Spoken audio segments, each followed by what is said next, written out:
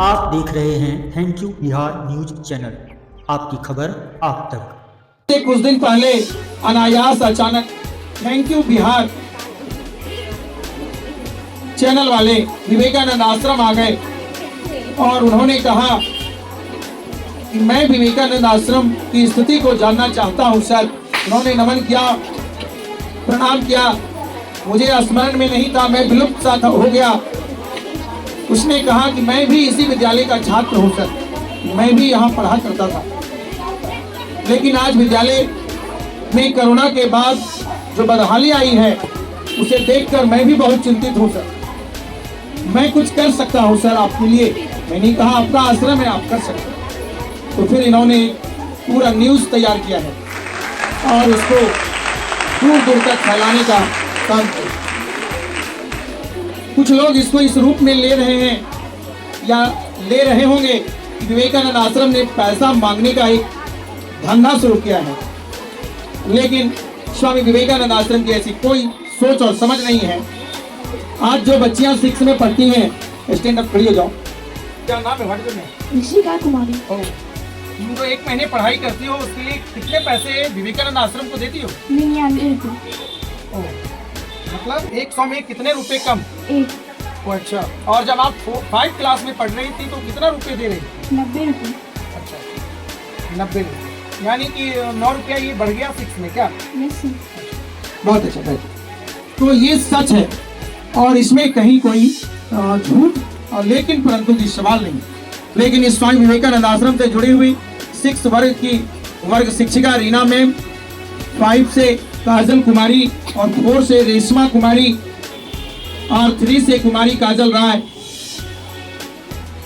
1 से मुस्कान और गुंजा कुमारी आदि ने, और हमारे नए नए जो वीडियो बना रहे हैं, फोटो ले रहे हैं, ये नए नए सर, ये उस दिन आए थे, इनको लगा कि मैं भी कुछ दान दे सकता हूँ, तो इन्होंने शिक्षा दान देना आश्रम में शुरू किया है। क्या बच्चे मैं ठीक कर रहा हूँ? कितने दिनों से आ रहे हैं सर? 4 दिनों से वो भी आश्रम में शिक्षा देने आ रहे हैं। मैं इनका भी धन्यवाद करता हूँ। ये स्वामी विवेकानंद आश्रम की वस्तु स्थिति है। मैं अपनी वस्तु स्थिति को समझाने के लिए, सुनाने के लिए माइक को लिया था कार्यक्रम के संचालिका निवेदिता सिंह से, लेकिन मैं एक गीत का 2 लाइन गुनगुनाना चाहता। जैसे आज कंप्यूटर का युग हो चुका है, हमारे बच्चे इतना कम पैसे में कंप्यूटर कहाँ से सीखेंगे?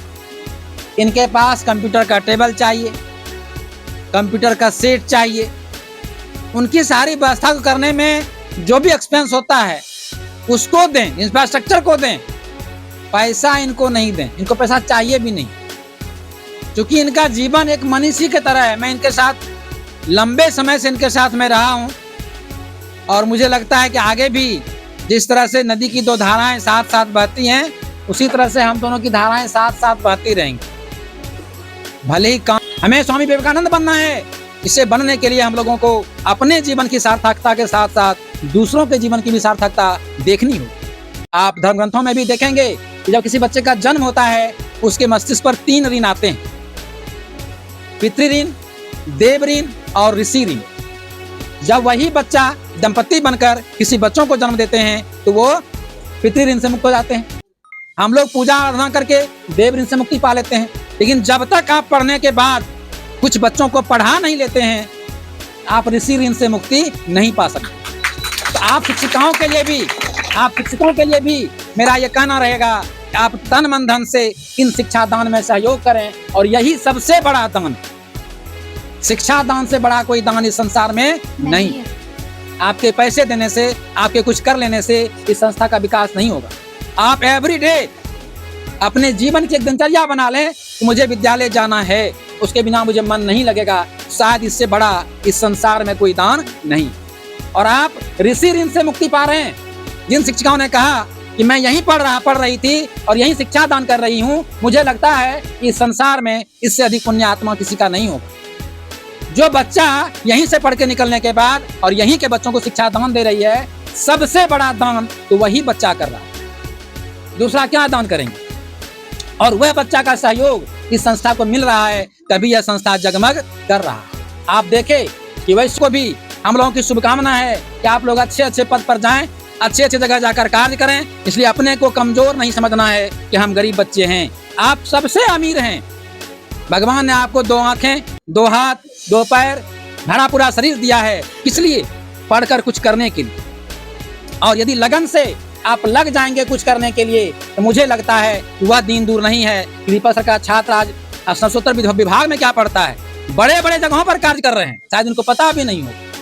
जब बाहर निकलते होंगे तो वह बच्चा जब पैर छू के प्रणाम करता है तो तब लगता है इनको कि ये मेरा बच्चा होगा। क्योंकि बच्चे तो याद रखते हैं, शिक्षक तो वृक्ष हैं, हर साल पत्ता लगता है और हर साल पत्ता गिरता है। अब क्लास 6 के बच्चे जाने वाले हैं, उनकी विदाई होने वाली है, समय भी इस साल का अंतिम हो रहा है, तो वो बच्चे जरूर याद रखेंगे दीपक सर। दीपक सर के पास तो उतनी मूर्ति हर वर्ष आते हैं और हर वर्ष जाते हैं, ये भूल जाएंगे लेकिन बच्चे नहीं भूलेंगे। और वही बच्चा जब कुछ बड़े पद पर जाएगा और इनको जब मिलेगा, प्रणाम करेगा, तो याद आएगा कि हमारे सर यही थे जिन्होंने बचपन में उंगली पकड़कर शिक्षा दी। छोटे बच्चों को पढ़ाना बड़ी कठिन कार्य है, बड़ों को पढ़ाना बड़ी आसान है। तो आप लोगों के जो गुरु हैं वो यही कहलाएंगे और उस समय आप लोगों को पूजा भी इन्हीं की करनी होगी और करनी भी चाहिए, क्योंकि गुरु के आशीर्वाद के बिना कुछ नहीं मिल पाता। तो मैंने डॉक्टर मनमोहन सिंह और किशोर कुमार का नाम इसलिए लिया कि आप लोगों के भी दिल में ये लगे कि हम गरीब रहकर भी आगे बढ़ सकते हैं। मैंने इसलिए ये उदाहरण दिया कि कितने गरीब घर में उनका जन्म हुआ और सारी शिक्षाएं उन्होंने पाई और सारे अच्छे अच्छे पदों को उन्होंने सुशोभित किया। तो आप लोग भी उससे पीछे नहीं रहने वाले हैं, यही मेरा आशीर्वाद रहेगा, यही मेरी शुभकामनाएं रहेंगी। समय भी आप लोगों का बहुत हो चुका है, इसलिए हम चाहेंगे कि संचालन आगे भी हो, क्योंकि मैं तो बोलता रहूँगा तो बोलते ही रह जाऊँगा। इसलिए मैं चाहूँगा कि हम दीपक सर अन्य कार्यक्रम को आगे बढ़ाएं और मेरी शुभकामना हमेशा इस विद्यालय के साथ है और हमेशा आगे भी रहेगी। जय हिंद, जय भारत। आप लोगों का ज़्यादा टाइम मैं ले तो नहीं सकता। मुझे जैसे मिथिलेश सर, दीपक सर जो इतना बोल सकते हैं, इतना बता सकते हैं, इतना समझा सकते हैं आपको, इतना मेरे लिए करना अभी उतना संभव नहीं है। लेकिन मैं आप लोगों को थोड़ा मोटिवेट करना चाहता हूँ। मोटिवेट करने का मतलब समझते हैं आप लोग? मोटिवेशन किसको कहते हैं? वो भी करना चाहिए। मोटिवेट करने का मतलब होता है कि हम लोगों के मन में इतनी एक्साइटमेंट, इतनी उत्सुकता रहे कि हम किसी काम को करने के लिए एक कदम और आगे बढ़ाएं। समझे? क्रिकेट खेलते हैं आप लोग? No sir. खेलते हैं या कोई भी गेम खेलते हैं? Yes sir. घर में ऐसा कभी कोई बोलता है कि अगर 1 घंटे पढ़ाई कर लेंगे तो फिर आपको हम खेलने जाने देंगे? होता होगा? इसको बोलते हैं मोटिवेशन। आप पढ़ाई क्यों कर रहे हैं? क्योंकि आपको खेलने जाने का मौका मिलेगा। ठीक है? तो मोटिवेट करने का मेरा मतलब ये है कि एकदम ये नहीं सोचना है आपको कि आपके पास किसी भी चीज की कमी है। पढ़ाई क्यों? कैसे कर सकते हैं? क्योंकि आपके पास दीपक सर जैसे शिक्षक हैं, मिथिलेश सर जैसे गाइड हैं, विवेका सर जो आए हैं अभी, या जो सर अभी वीडियो शूट कर रहे हैं, इन्होंने यहाँ पे देखा और इन्होंने सोचा कि हम यहाँ पे आकर के पढ़ाएंगे आप लोगों को। आप समझ रहे हैं बात को? जब तक आपके पास इस तरीके के लोग हैं तब तक आप आगे से आगे बढ़ेंगे, आपको चिंता करने की कोई जरूरत नहीं। ठीक है? न्यू ईयर के लिए एक्साइटेड हैं सारे लोग? कुछ प्लान होगा न्यू ईयर का? है ना? उसको बोलते हैं मोटिवेशन, कि हम लोग उसी चीज को करें। अभी यहाँ से निकलेंगे, हम ये करेंगे, हम वो करेंगे, सेम चीज आपको अपने लिए, अपनी पढ़ाई के लिए। ठीक है? तो हम लोग उस चीज को करेंगे। सिर्फ एक चीज मैं आप लोगों को जरूर बोलना चाहता हूँ, फॉर द मोटिवेशन। एक शेर है, एक किसी ने लिखा है, खुद से खुद की बात कर। कभी ऐसा बैठ के आपस में या अपने आप के बारे में कभी सोचा आपने कि मैं ये बनना चाहता हूँ, ये बनना चाहती हूँ? होगा ना? प्लेन उड़ाना चाहते हैं हम लोग, है कोई होगा जो प्लेन उड़ाना चाहता है, कोई होगा जो क्रिकेट खेलना चाहता है, विराट कोहली बनना चाहता है ना? कोई बैडमिंटन पीवी सिंधु बनना चाहते होंगे। इसीलिए जिसमें आपका इंटरेस्ट है वो करना है, लेकिन पहले ये जानना है कि आपको करना क्या है।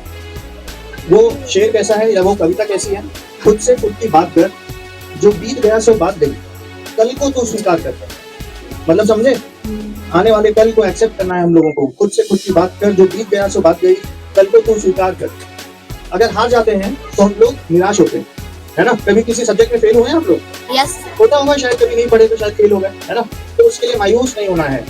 जो हार गए तो सीख मिली, उस हार को ललकार कर और जीत को पुकार कर तो खुद से खुद की बात कर। बहुत अच्छा, समझे बात को? तो हम लोगों को ये जगह बनाए रखना है और बोर नहीं होना है, फ्रस्ट्रेट नहीं होना है जीवन में। कभी भी कोई दिक्कत हो आप दीपक सर को बोलें, हम लोग आप लोगों के साथ, है ना? इसीलिए ज्यादा समय आप लोगों का मैं नहीं लूंगा। एक बार अपने सारे टीचर्स के लिए, दीपक सर के लिए, मिथिलेश सर के लिए, सर बैठे हैं, सबके लिए जोरदार ताली हो जाए। एक बार हैप्पी न्यू ईयर बोलिए तो जोर से, आवाज आएगी जोर से। चलो 1 2 3 हैप्पी न्यू ईयर।